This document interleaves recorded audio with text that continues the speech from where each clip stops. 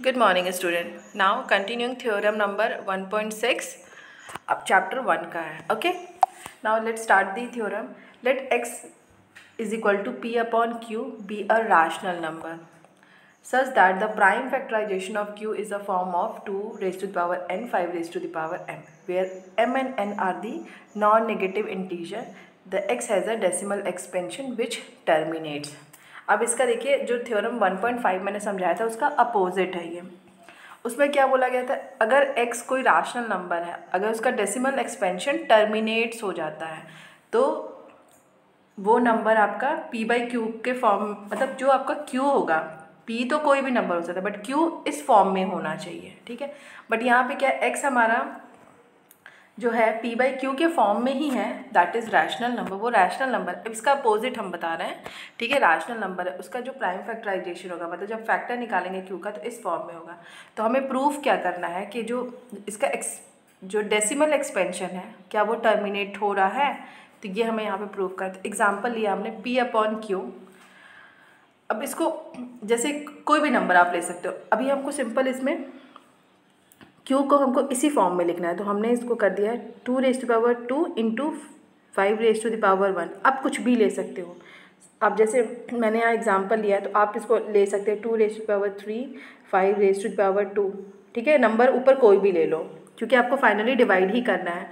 तो अभी इसको हटाइए. अब इसको देखिए, जो ये एग्जांपल है, हमने नंबर लिया 2 raise to the power square into 5 raise to the power 1.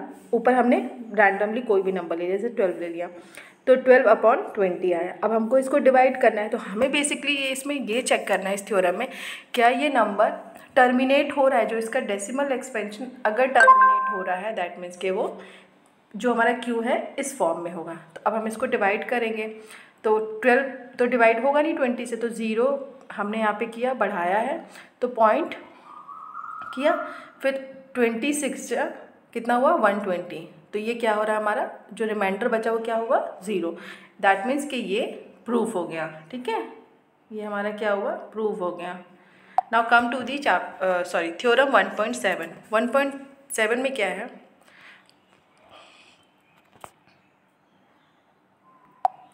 let x p upon q be a rational number such that the prime factorization of q is not in the form.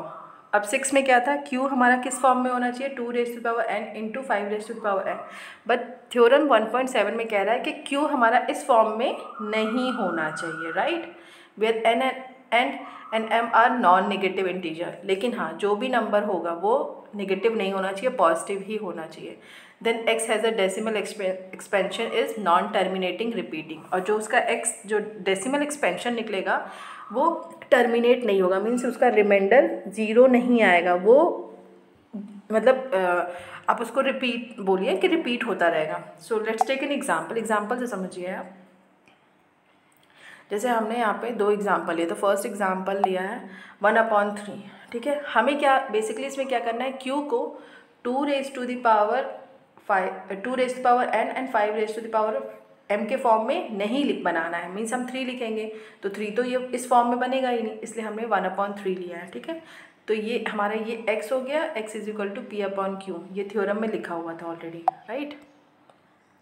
Now q is not in the form of 2n and 5 raise to the power m, right. इस form में नहीं है हमारा q. अब हम इसको जब simple divide करते हैं, देखिए हमने डिवाइड किया 3 और ये 1. पहले तो 1 ही लिखा ना, क्योंकि अब 1 तो डिवाइड होगा नहीं, तो हमने यहाँ पे 0 बढ़ाया. ठीक है. अब 0 जब लिखा है तो 0 पॉइंट करके हम यहाँ पे कर सकते हैं. फिर इसको स्टार्ट 3 3 जा 9, फिर 10 आया, फिर 3 से हमने किया, फिर 1 आया, 1 को 0 बढ़ाया, फिर मतलब आप देख रहे हैं यहाँ पे 0.333 रिपीट हो रहा है. दैट मीन्स ये नंबर, इस नंबर को हम 0.3 बार लिख सकते हैं, या आप ऑलरेडी जानते हैं कि बार क्यों लिखा है, क्योंकि ये रिपीट हो रहा है नंबर. तो इस थ्योरम में यही कह रहा है कि x and p by q, जो आपका x is equal to p by q एक रैशनल नंबर है, और q आपका 2 raise to the power n और 5 रेज़ टू द पावर 5 के फॉर्म में नहीं होगा. और ये जो इसका डेसिमल एक्सपेंशन है वो रिपीट प्रोसेस में चलेगा. ठीक है. नॉन टर्मिनेटिंग रिपीटिंग प्रोसेस में चलेगा. ओके. सेकेंड एग्जाम्पल देखिए, बस आपको यही याद रखना है कि इर्रेशनल अगर कोई भी नंबर होगा, इर्रेशनल अगर है, दैट मीन्स जो उसका क्यू होगा, मतलब p बाई क्यू के फॉर्म में तो होगा लेकिन क्यू इस फॉर्म में नहीं होगा, राइट।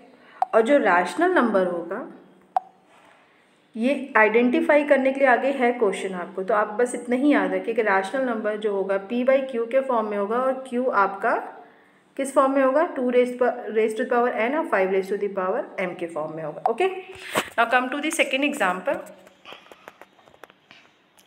अब सेकेंड एग्जाम्पल देखिए आप, एग्जाम्पल 3/11, ये मैंने डैश किया ओनली, तो 3/11 है, p बाई क्यू के फॉर्म में है, और q हमारा किस फॉर्म में नहीं होना चाहिए, इस फॉर्म में नहीं है, और इस फॉर्म में आप देख रहे हैं नहीं है बिल्कुल भी। अब हमने इसको सिंपल डिवाइड किया जब, तो ये क्या आप देखिए यहाँ पे कैसे आ रहा है, 0.2727, मतलब आपका 2727 बार बार रिपीट हो रहा है, तो हमने इसको 0.27 बार, हमारा 2727 बार बार रिपीट हो रहा है, तो हम इसके ऊपर बार लगा दी। Means x is not terminating repeating, x क्या हमारा नॉट टर्मिनेटिंग, मतलब वो टर्मिनेट नहीं हो रहा है, ओनली रिपीट होते जा रहा है। ठीक है, तो आई होप क्लियर हो गया होगा रैशनल और इर्रेशनल में।